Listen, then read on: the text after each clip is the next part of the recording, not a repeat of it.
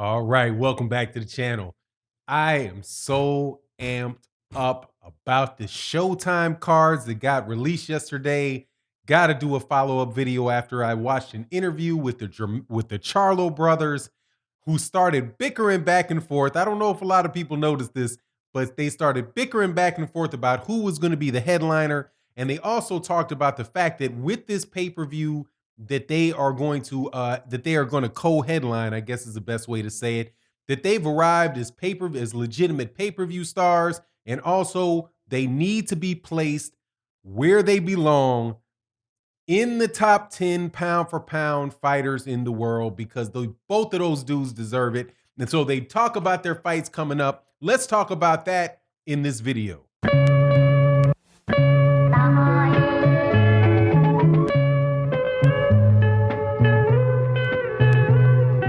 All right, welcome back to the channel. So, man, it seems as if the long dark night of I should not say that. That the long night of boxing is finally coming to an end. We hope.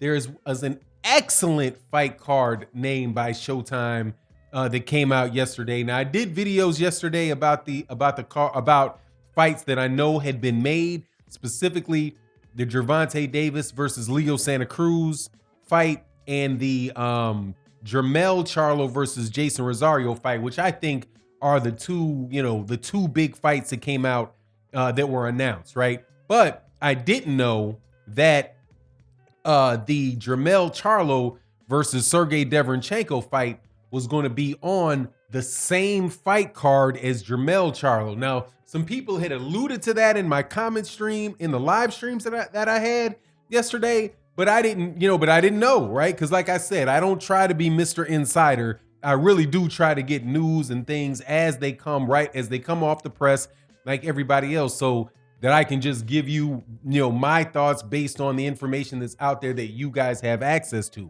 So I knew that Sergey Derevyanchenko and Jermall Charlo had been ordered by the WBC, and there was some talk about whether Derevyanchenko was going to be fighting Canelo Alvarez or whether he was going to fight Jermall Charlo. But to know that this pay-per-view card got made,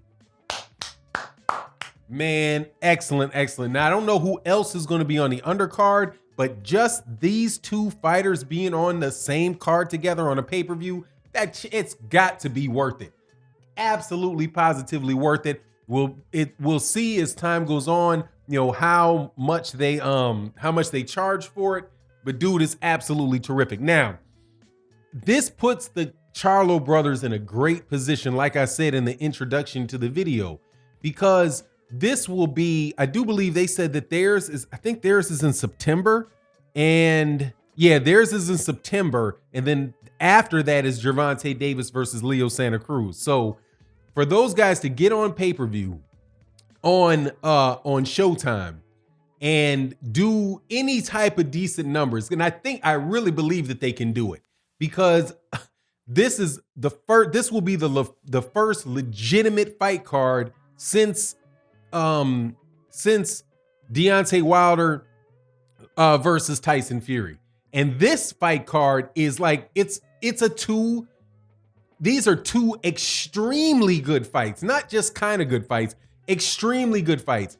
The Jermell Charlo versus the Sergey Derevyanchenko fight is just about as good a fight as you can make in the middleweight division, right? Now, obviously it's not as good as, say, a fight between Jermall Charlo and Canelo Alvarez, right? But, Sergey Derevyanchenko is a legitimate threat in that fight. So that's a really good fight. And then obviously the unification fight for the IBF, the WBC, and the WBA championships between Jason Rosario and Jermall Charlo is just, man, those are both headline fights.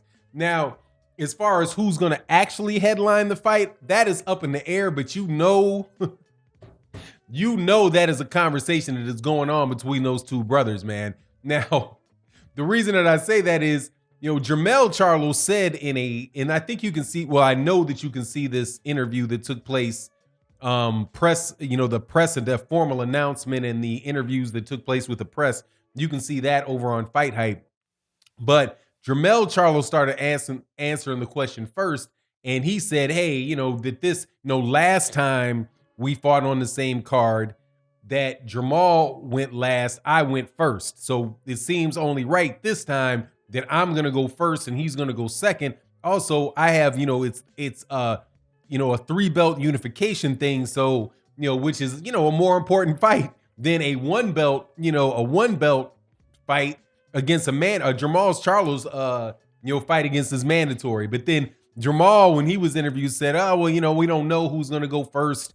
But when we work that out or whatever, right?" So then Jermall came back again and then said, "Well, I'm gonna go last." So it was just really interesting little dynamic going on between the brothers. But rightfully, truthfully, man, it would be kind of anticlimactic for Jermall Charlo to fight second. Because like I said, I like the Deverenchenko fight. It's a really good fight, but it's not for it's not for as many marbles as Jason Rosario and Jermell Charlo. Now, the other thing that these guys say, besides the fact that they would be on pay-per-view, is that with the unification fight with Jermell Charlo, right? Specifically, I think this applies most to Jermell Charlo and a little less to Jermall. But as far as the conversations about who the best fighters in the world are, if Jermell Charlo is able to beat Jason Rosario, which is not going to be an easy task, Jason Rosario is a real fighter. But if he's able to beat Jason Rosario, he becomes a 3-belt holder, right? Now, what other fighter could have 3 belts and 3 major championship belts and not be considered one of the top 10 fighters in boxing, right? It with a record like Jermall Charlo, it's going to be interesting to see how ESPN and Ring Magazine managed to keep him off of that list. Or maybe what they'll do is they'll just maybe they'll come up with a reason and say, "Oh, well, yeah, Jermall Charlo's now on our list, but we've got to remove Errol Spence Jr. because because of his car accident. We reevaluated this and we've got to move Errol Spence Jr. off." Now, I don't believe that they would do something like that because that's just so far-fetched. But man, they've done shit that's more far-fetched than that, right? Like, these guys say shit that's way more far-fetched than coming up with that. Like Tyson Fury, before Tyson Fury beat Deontay Wilder for real, they had him as the number 1 heavyweight off of a draw with Deontay Wilder. Like, how do you get to jump Deontay? Oh, and also, yeah, it went from the number one was Anthony Joshua. Then Anthony Joshua lost. And then somehow Tyson Fury, who doesn't have a belt, jumps over Deontay Wilder off of a draw. So they find all kind of crazy ways to do things. But hey man, it's about time this year. Like, one thing that I hope takes place with all of these fights coming out with Showtime is that, because the card is ridiculous, dude. You also have, by the way, in this card that was mentioned, you have really good fights that Nonito Donaire versus what is this, Obali down there at 100, and I think that's at 118 pounds. Obali is the guy that Monster Inoue, that people are saying could be a big matchup, for Monster Inoue down at 118 pounds.